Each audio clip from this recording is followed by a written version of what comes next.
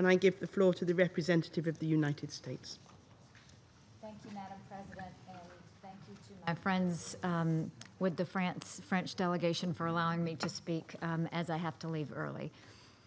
Thank you to the briefers for updating the Council on Elections Planning in the Democratic Republic of Congo. In particular, thank you, Madam President, for calling this very important and timely meeting, because we are, in fact, running out of time. Today, the DRC is 118 days away from Election Day. That's less than 4 months for the government to finish organizing free, fair, and credible elections.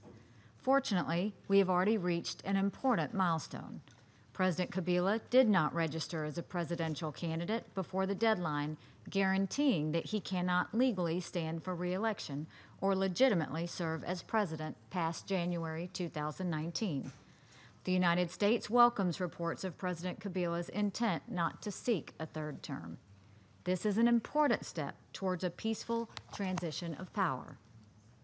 History will look favorably on President Kabila's decision if it culminates in free, fair, and credible elections that translate into a lasting democracy for the Congolese people, a legacy that we hope he earns in the coming months.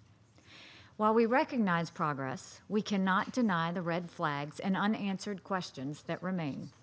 With less than 4 months to go, how will CENI transport elections materials to more than 90,000 polling places? Will there be enough voting machines, or will authorities extend voting by days or even weeks? Can the authorities recharge voting machines with only a 12-hour battery life? Have election organizers widely tested the machines? Will voters, many of whom have never used a touchscreen, know how to use them? Are organizers preparing paper ballots as a backup if the electronic voting machines fail? These questions raise problems, but there are solutions. The Congolese authorities should permit MONUSCO to provide logistics and transportation support. MONUSCO has already the available assets that the mission is ready and willing to deploy. The Congolese authorities should also let voters use paper ballots. This is a trusted, tested, transparent, and easy-to-use voting method. The DRC can and should use the same operations that it successfully implemented in 2006 and in 2011, including with support from the United Nations. Paper ballots were good enough to get President Kabila elected, and they should be good enough as a fail-safe to elect his successor. I had the opportunity to meet with President Kabila last year. If he were here today, I would tell him that it is admirable that the DRC government wants to self-finance and self-support its elections. But is it doable? Is it realistic? Is it even necessary? It does not insult the DRC's sovereignty for CENI to accept logistical support from MONUSCO. Instead, the DRC is wasting precious resources to buy capabilities that are already available to them. Meanwhile, my government and others are devoting tens of millions of dollars in life-saving humanitarian assistance for their country. It is troubling that President Kabila and the CENI refused the assistance. We respect the DRC as a sovereign member state of the United Nations, but it can't help but raise suspicion when the Congolese government refuses the assistance that would help make free, fair, and credible elections a reality, but continue to take the humanitarian assistance that so many of us continue to give them.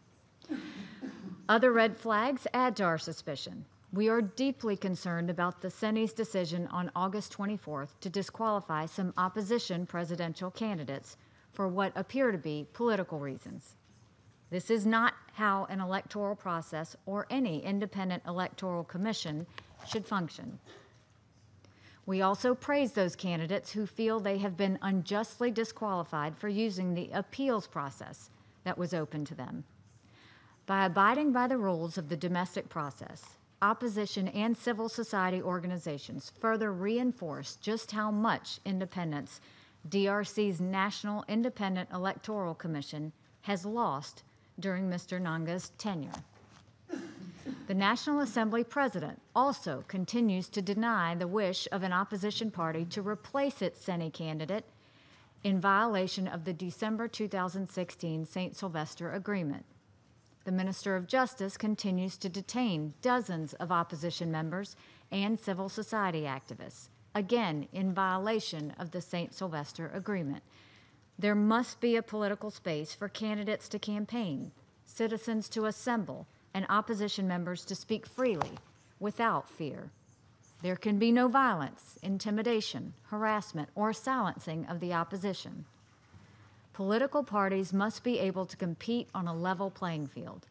We will never know the will of the Congolese people without an environment conducive to elections.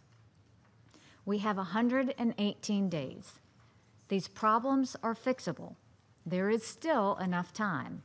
The suspicions we have may come up to nothing. Ultimately, though, the Congolese government must choose. The hopes for self-determination of more than 80 million Congolese citizens are riding on the decisions that President Kabila and the Senate will make in days and weeks ahead. Now is the time for choosing. We ask them to choose support for MONUSCO, choose free, fair, and credible elections on December 23rd, choose a peaceful transition of power in January 2019, and by doing so, choose a better future for generations of Congolese to come. Thank you. I thank the representative of the United States for her statement.